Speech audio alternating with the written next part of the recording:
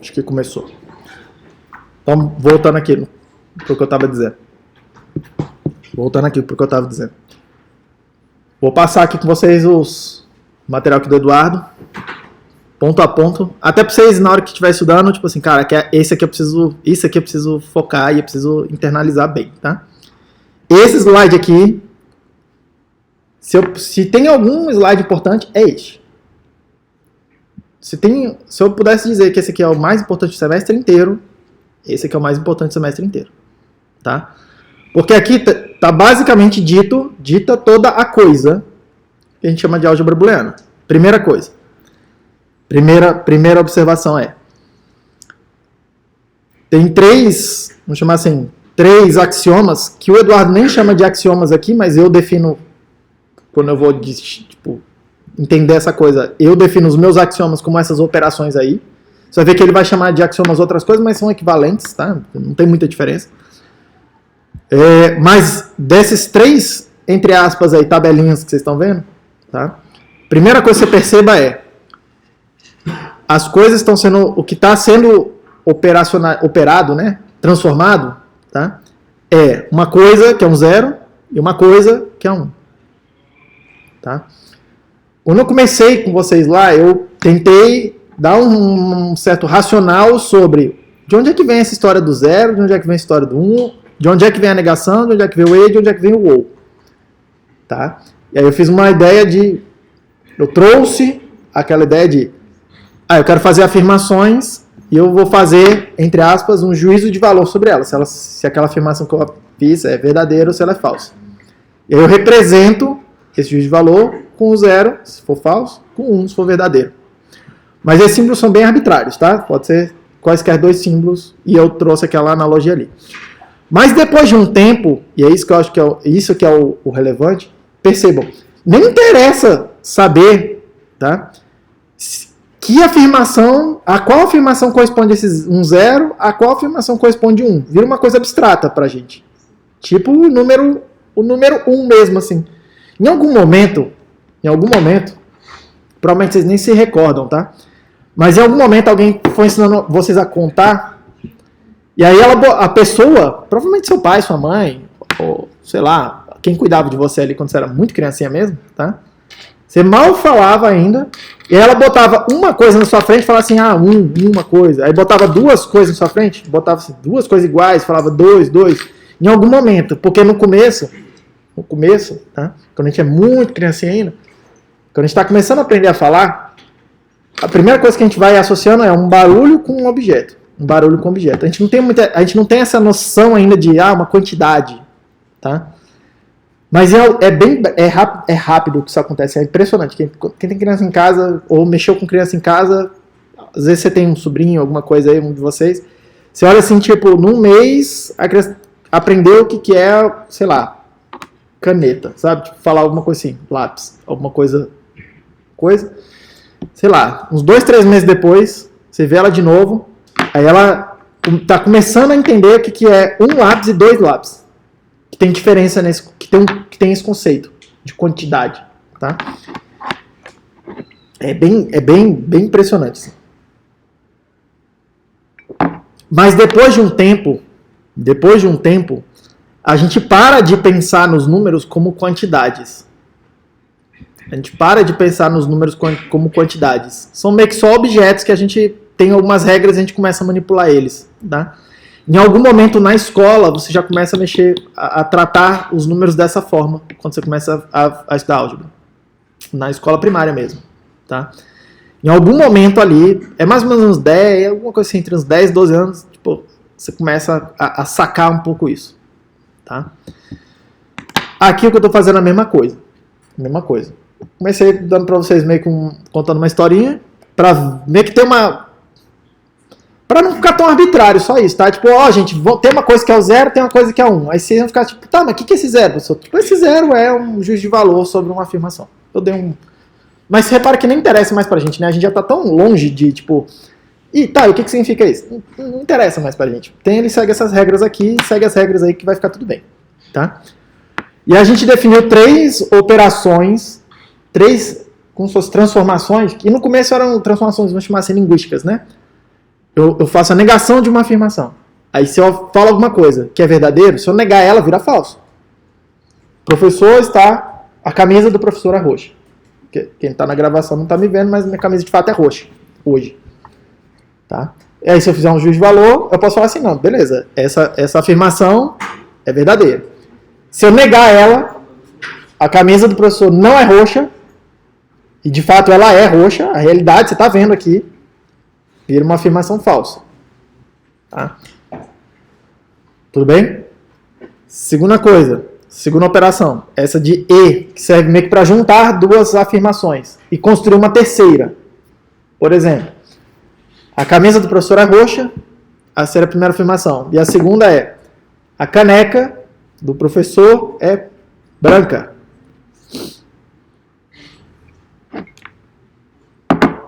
Checando se ela é branca mesmo. Caneca é branca. Tá? São duas afirmações.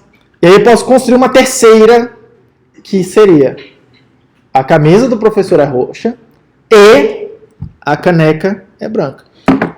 Essa terceira afirmação, essa última que eu fiz aqui, é uma terceira coisa que obviamente foi construída a partir de duas menores. Eu posso entender eu posso decompor isso e analisar, inclusive, decomposta essa afirmação. Tá? Mas é uma terceira coisa, tá? Que seria o equivalente dessa linha aqui, ó. Camisa do professor é roxa, é uma afirmação verdadeira. E a caneca é branca, também é uma afirmação verdadeira. A minha conclusão sobre a terceira afirmação é de que ela é uma afirmação verdadeira. Porque as duas componentes são verdadeiras. E eu usei esse conector E, que tem essa ideia de juntar as coisas, né? Tudo tem que acontecer ao mesmo tempo. Tá? Tudo tem que acontecer ao mesmo tempo. Qualquer coisa que acontecer de falsidade no meio do caminho, torna tudo falso. Como se fosse é o que eu chamo de efeito abacate. Se tiver um abacate lá no meio da vitamina, não interessa mais o que tem, é tudo vitamina de abacate. No E, se tiver um zero, o zero é meio que o abacate do E. Tá? Se tiver um zero no meio do caminho, não interessa mais o resto, virou falso. Tudo bem? E a terceira operação, que a gente definiu, vem dessa ideia de ou. O ou tem meio que uma ideia de escolha, meio que implícita dentro dela. Tá? E aí tem dois tipos de ou, a gente está usando o que a gente chama de ou inclusivo, tá? Que é, eu posso escolher uma coisa ou a outra coisa, mas eu posso simultaneamente escolher as duas verdadeiras e isso continua sendo verdadeiro. Tudo bem? Isso é o que a gente está chamando de ou inclusivo. Eu vou falar do ou exclusivo hoje. Eu vou usar essa ideia do ou exclusivo hoje aqui, um pouco mais para frente, tá? Ou hoje ou na aula que vem, sim, em algum momento. Tudo bem, gente? É só isso. É só isso. Sistema de tais é só isso que está aqui na tela agora. É só isso. Sim. Sem brincadeira. Isso aqui, reparem, tá? A parte arbitrária da coisa é aqui. Alguém precisa vir e falar assim, esses aqui são os nomes, esses aqui são as operações, é isso aqui. De onde que sai? É meio arbitrário isso aqui. Então, não é à toa que a gente chama de axioma. Axioma é esse. Considera que isso aqui é verdadeiro, é a base do sistema e vai. O resto você consegue deduzir logicamente a partir dessas definições aqui. Tudo bem? Seguindo, então. Vou até fazer esse puzzle aqui, tá? Um pouco depois, mas deixa eu fazer a revisão com coisas, porque esse puzzle aqui é bem interessante aqui do Eduardo. Eu sempre corro o risco, tá, de fazer ele e dar um ruim no meio do caminho, porque eu não tenho ele resolvido aqui comigo, mas ele é bem interessante, vou fazer com vocês, tá? Então, blá blá blá, blá blá blá. Aí, o Eduardo vai tratar aqui como axiomas essas três identidades aqui, tá? Eu tratei essas três identidades aqui, essas três afirmações aqui, ou sei lá, 6 afirmações que estão aqui, né? Como teoremas a partir daquelas outras coisas que eu chamei de axiomas. Tanto faz, tá? Tanto faz se você for por um caminho, se você for pelo outro, você vai chegar no mesmo lugar. Tudo bem? Ou você aceita isso aqui como axiomas e aquelas operações têm que ser daquela forma, ou você aceita aquelas operações dessa forma e aí vai ter um monte de teoremas aí que vão chegar nesse lugar aqui também. Tá? Nesse aspecto aí é indiferente. Mas a gente foi vendo, tá? E aí, aqui nesse slide, que é o mais importante para mim, não é nem esses resultados que estão aqui em cima. Eu não consigo escrever aqui, né, nesse negócio. Eu acho que eu não consigo escrever. Não é nem esses resultados que estão aqui em cima, mas a representação ali embaixo, tá? Que é uma representação que a gente vai chamar de tabela verdade. A gente tem usado consistentemente essa ideia da tabela verdade para representar funções, não só o e o, mas outras funções arbitrárias. Outras funções arbitrárias. Tudo bem? Aí vai para frente. Aí, tabela verdade. Funções diferentes podem ter a mesma tabela verdade. A gente vai dizer que essas funções são equivalentes. Tá? E a gente está usando essa ideia de equivalência, né? Escrever, por exemplo, para minimizar, eu escrevo duas funções supostamente diferentes, mas que têm a mesma tabela verdade. Produzem os mesmos resultados para o mesmo conjunto de entradas, elas são indistinguíveis uma da outra a partir do momento que eu fechar numa caixa preta. Tá? A gente vai chamar de funções equivalentes, mas isso é só um nome. E aí vários e vários teoremas que a gente está usando também, meio que sistematicamente. Tá? Então, eventualmente é bom decorar os teoremas. Mas a minha preocupação maior não é que vocês decorem, até porque... Volta aqui na tabela. Todos esses primeiros teoremas, eu mostrei para vocês, e eu acho que essa é uma coisa que não está nos slides e eu nunca vi nenhum livro mostrar assim. Mas eu fiz com vocês alguma coisa do tipo assim, será que eu posso reler essa tabela, fatiando essa tabela? Lembra aquela ideia? Primeira proposta que eu fiz foi, separem na metade de cima e metade de baixo. Tá? E aí, por exemplo, a tabela do OU. Se eu olhar a tabela, a metade de cima, ela está copiando a entrada B. Se eu olhar a tabela, a parte de baixo, é sempre 1. A coluna do OU, do jeito que está aí. Tá? E aí eu posso escrever isso na forma algébrica falando que...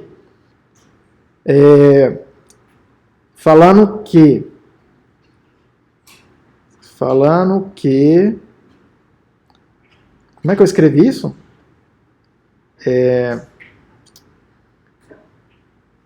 B vezes 0, ou 0 mais B, copio B. Então, 0 mais B igual a B. 0 mais X igual a X, que é a primeira identidade que está ali. E olhando a metade de baixo, fica assim. 1 mais B igual a 1. 1 mais B igual a 1. É a metade de baixo da coluna do OU. Também está em algum lugar aí, ó. 1 mais X igual a 1. Tudo bem? Eu acho que essa forma de ver é extremamente útil. Extremamente útil começar a compreender assim. E aí, todos os teoremas aqui que vão aparecendo, tá? Vão ser alguma coisa do tipo assim. O que acontece se eu olhar a metade de cima e a metade de baixo? O que é metade de cima? O que é metade de baixo? O que acontece quando quando for as duas entradas iguais? O que acontece quando as duas entradas são diferentes? Aí você separa esses pedaços e vai lendo. São esses teoremas que você for ver ao longo do caminho aqui. Tá? Por exemplo, ó, x mais x igual a x. Eu estou perguntando, o que acontece quando as duas entradas são iguais? Quando entrar 0 e 0, ou quando entrar 1 e 1 na tabela? X mais x barrado, eu estou perguntando, o que acontece quando as duas entradas são diferentes? Quando entrar na linha da tabela 0 e 1, ou quando entrar 1 e 0. Despreza o resto. E aí observa lá. Vai sair nesses teoremas aí todos. Tá? Um monte de outros teoremas aqui que vão saindo da ideia de verifica o que tem do lado esquerdo, faz a tabela verdade, faz a tabela verdade do lado direito e compara as duas. Se elas forem iguais, você pode afirmar que o lado esquerdo é igual ao lado direito. Tá? É o que a gente chama prova por indução perfeita. Você verifica todos os casos do lado esquerdo, você verifica todos os casos do lado direito. Se forem iguais, você consegue afirmar que são iguais. Se forem diferentes, você consegue afirmar que são diferentes. Tudo bem? É a técnica de prova mais tranquila. O pessoal chama de força bruta. Chama de indução perfeita. Você verifica todos os casos. Tá? E aqui em sistema de tais, meio, tá? Em tese, você sempre consegue fazer isso. Você sempre consegue verificar todos os casos e saber o que está acontecendo. Em tese. Porque, às vezes, são muitos e muitos casos. muitos e muitos casos. Tá? Mas aqui para agentes semestais sempre são finitos casos. Pode ser que seja muitos, mas tem um número limitado. Tá? Tudo bem? Mas às vezes é muito de verdade, tá? Tipo assim, sei lá, um circuito que tem, sei lá, 128 entradas, ou 64 entradas, sei lá, um circuito que vai somar dois números de 64 bits. Já a gente vai ver isso. Já sim, na segunda metade. Vou somar dois números de 64 bits. É um circuito que tem 128 entradas. Se tem 128 entradas, tem 2 elevado a 128 combinações. 2 elevado a 128 é um número muito estupidamente grande. Deve ser maior. Eu chutaria que é maior do que a quantidade de grão de areia que deve ter na Terra. É um negócio assim absurdo. Essa é a ordem de grandeza dessa coisa. Tá? É estúpido mesmo, tudo bem? Mas é finito. É finito. Tem uma quantidade lá e você consegue, inclusive, determinar que quantidade é essa. Tudo bem? E aí, talvez o teorema mais importante de todos, talvez o mais importante de todos, e aí sempre que tiver nome de alguém nas coisas, não só aqui, engenharia, matemática, é porque aquele teorema ali aquele troço ali é importante. Nem interessa se você chamar de teorema, qualquer nome que você der. Normalmente a gente chama assim, teorema de alguém, é porque é uma parada importante de verdade, tá, gente? Mas nem sempre dá o nome de teorema, tá? Mas só um detalhe técnico, tá?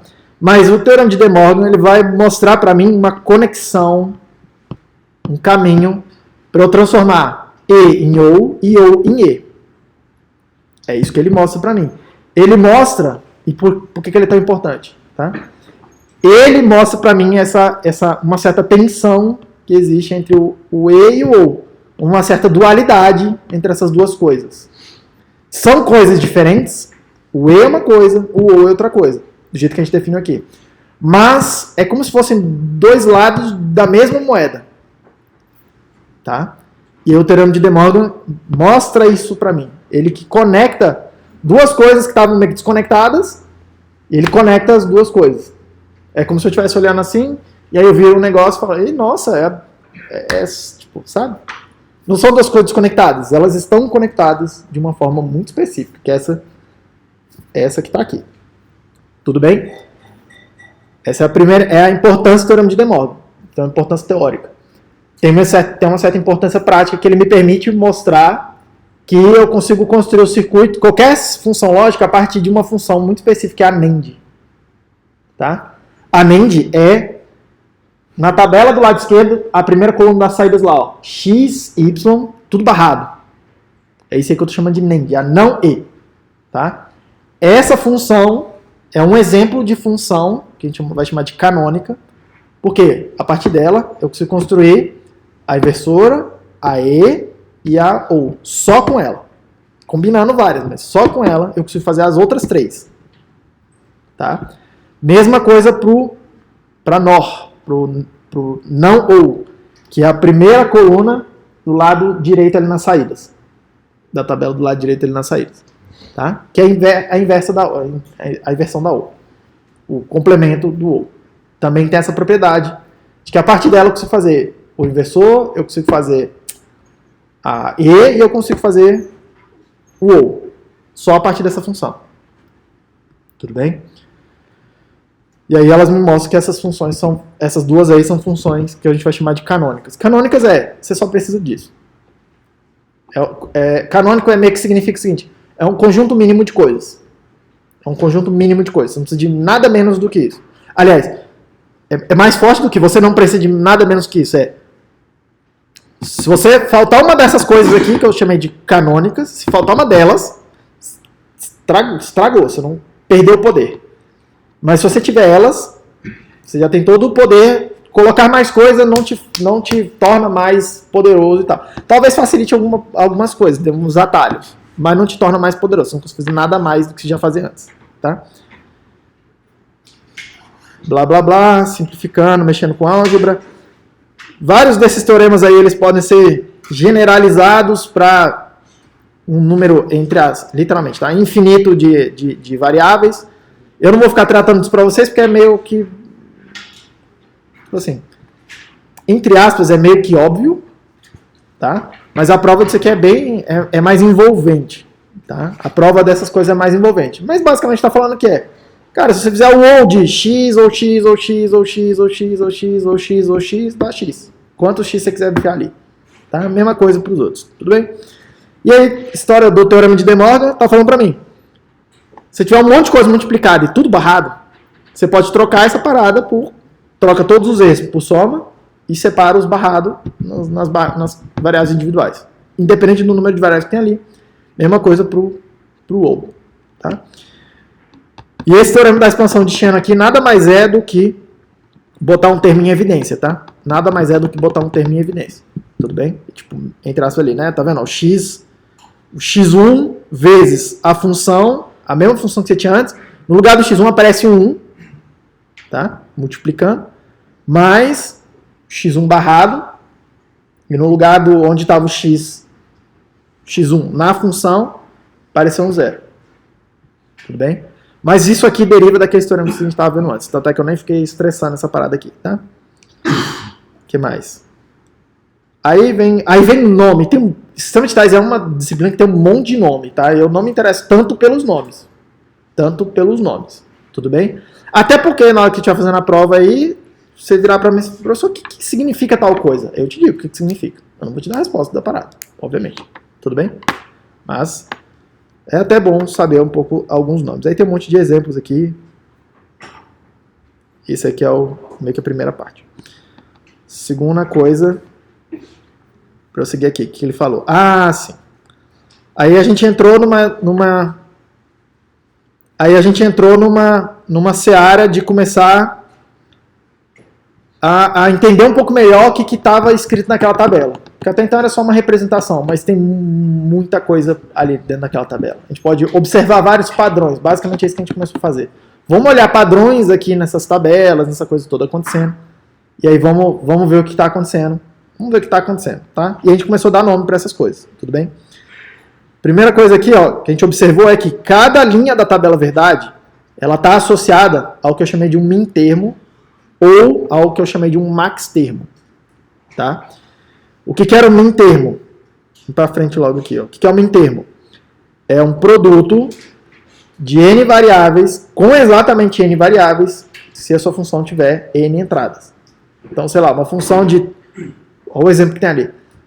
Se a minha função tem 4 entradas, 4 variáveis, um dos min termos, um exemplo é x, y, z barra, w barra. Um exemplo de min termo. Mas uma coisa que não é um min termo, x, y, z barra. Não tem o w. Não tem nada com w. Tudo bem? Outra coisa que não é um min termo é ter variável duplicada. Por exemplo, x, y, z barra, w barra, w. Dois w aparecendo. Quando está variável, entre as literais duplicados, a gente chama essa forma de não normalizada e eu mostrei para vocês que você sempre consegue normalizar. E se você tiver com uma coisa que não é um min termo, você precisa adicionar variáveis lá, você sempre pode multiplicar por 1 ou somar 0, usar distributividade, né, aquela coisa de chuveirinho lá, para abrir em mais termos, tá? Até você chegar nos min termos. Tudo bem? Mesma história do max termo. E aí, a grande ideia aqui de separar isso é que cada min termo, cada max termo se associa a uma linha da tabela verdade. Então, ler os max termos é sinônimo de ler as linhas da tabela. Ou ler as linhas da tabela é sinônimo de ler os max termos e os min termos. Tudo bem? E aí isso dá pra gente o que a gente vai chamar aqui de formas canônicas das funções, de escrever as funções. Tá? Que é escrever como um produto de somas ou soma de produtos. Cada uma das linhas da tabela. Tá? E aí a forma mais geral, por exemplo, para a função de 3 variáveis é o que está aqui na tela. Você pega todos os min termos, multiplica cada um deles pela saída da função naquela linha da tabela, que corresponde ao min termo. E aí, repare que só tem 2 casos. Se você estiver multiplicando lá, f de qualquer coisa é 0, 0 vezes qualquer coisa dá 0, e 0 mais qualquer coisa dá qualquer coisa. Então meio que elimina dessas parcelas aí da soma. Se você estiver multiplicando por 1, a saída da f em alguma linha da tabela for 1, multiplicar por 1 aqui pra gente, multiplicação lógica, né? Preserva o mintermo, tá? E qualquer coisa mais as outras coisas ficam ali na parcela, aquela coisa que está preservada ali, tudo bem? E aí a gente chamou isso aqui de forma canônica. Aí eu nunca sei, tá? Tem uns nomes aqui, eu confesso para vocês que eu não sei os nomes.